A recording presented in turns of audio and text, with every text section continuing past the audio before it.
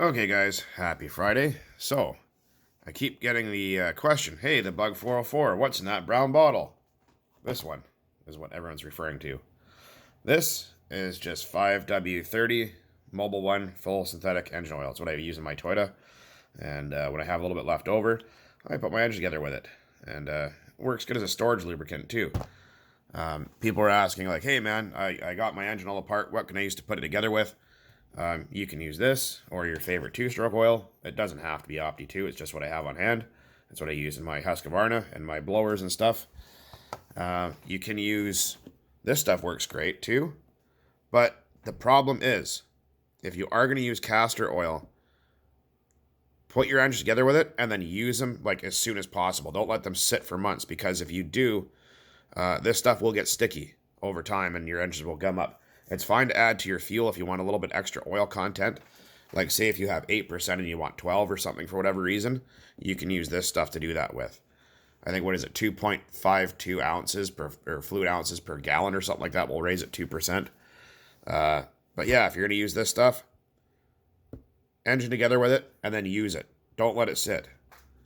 I made that mistake once, forgot all about it. My engine was so stiff it wouldn't turn over. People were asking about stuff like this, Lucas stuff here. This is a great engine assembly lubricant, but it's too thick for these Nitro engines. Same with a Permatex. It's really tacky and sticky. I'll show you guys if you guys don't know what I'm talking about here, but if you guys can see, it's really gummy and thick. It's almost like chainsaw bar oil. See, it's like really, really tacky and sticky. I mean, which is good for doing, 350 Chevys and that sort of stuff, but it's just too sticky for these little engines here, so I wouldn't use that. If you got nothing else and you really have to, I mean, I guess you could, but it might be a bit of a bear to turn it over. People keep asking me, hey man, I don't have any after-run oil, or it's really expensive, what can I use? Well, if you want after-run oil and a lot of it, like rather than a 2-ounce bottle from the hobby shop for $10, go to, well, I guess depends on where you live. Like here, we can go to Canadian Tire or a place called Lordco Auto Parts. And I guess in the States, you'd have like O'Reilly's or whatever, things like that, AutoZone. And you can go get Lucas Air Tool Oil, which is one of the best. And you can use that as your storage lubricant after run oil.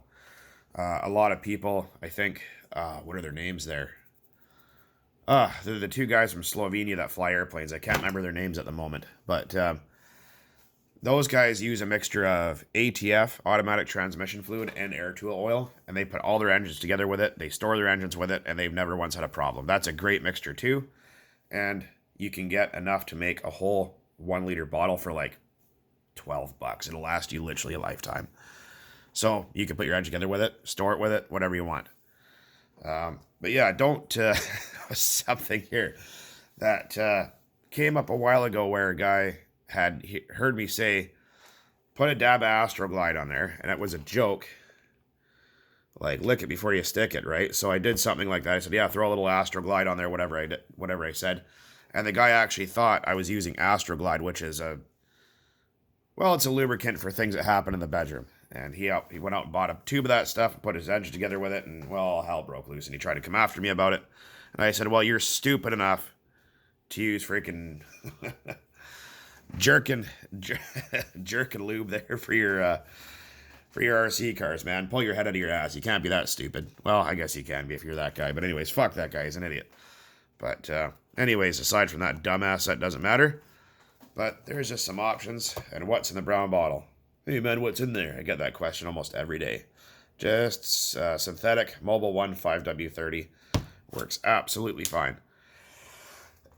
Someone had said to me, oh, hey, man, well, that stuff doesn't blend with nitro. No, you're right. None of these will. Well, except for Klotz. That stuff is designed to. It even says so on the bottle. And I've used it lots specifically for that. But, yeah, your after-run oil, none of that stuff will blend with methanol. It won't. It'll just get blown out the exhaust as soon as you start it. And that's what you want.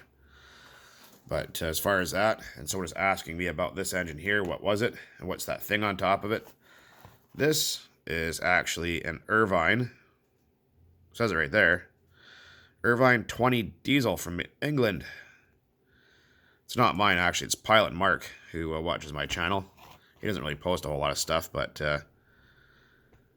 he gave this, well, gave it to me in order to see if I could get it to run again. And the problem is the piston and sleeve is completely shot, and you can't get parts of these things anymore anywhere, at least that I'm aware of over here in North America. This is a diesel, and this right here, what I'm spinning with my fingers, is a compression adjustment. So when you turn this guy down, there's basically the combustion chamber is able to move up and down. You can variate it, right? So when you turn this thing down, it physically changes the compression ratio, which also changes the timing, and will get this guy to run faster. And then it has a normal rotary type carburetor with a low speed adjustment and a high speed adjustment. But yeah, sadly, there will be no running video of this because it's just too wore out to run. He kind of got ripped off on it. The piston and sleeve was a big gouge in it, and it just does not have enough compression to pop off.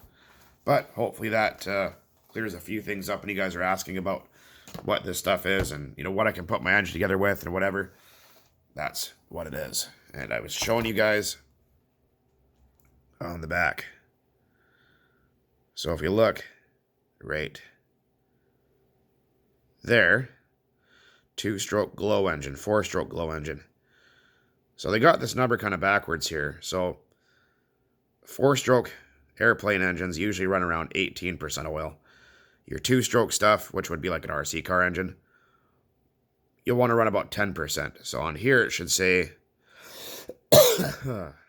see here, it should say right, for 1 US gallon, we want 10%. Right here, so that's 12.8 fluid ounces per 1 US gallon. So you can make yourself some zero nitro with this. You can mix it with your nitromethane. You can add this to your existing RC fuel if you want to bump the oil content up a little bit. Things like that. Anyways, guys, hopefully that helps and shed some light on a few things there. As always, thanks for watching. Keep on burning diesel. Keep on burning nitro out there. Got diesel in the brain, man. Anyways, guys, later.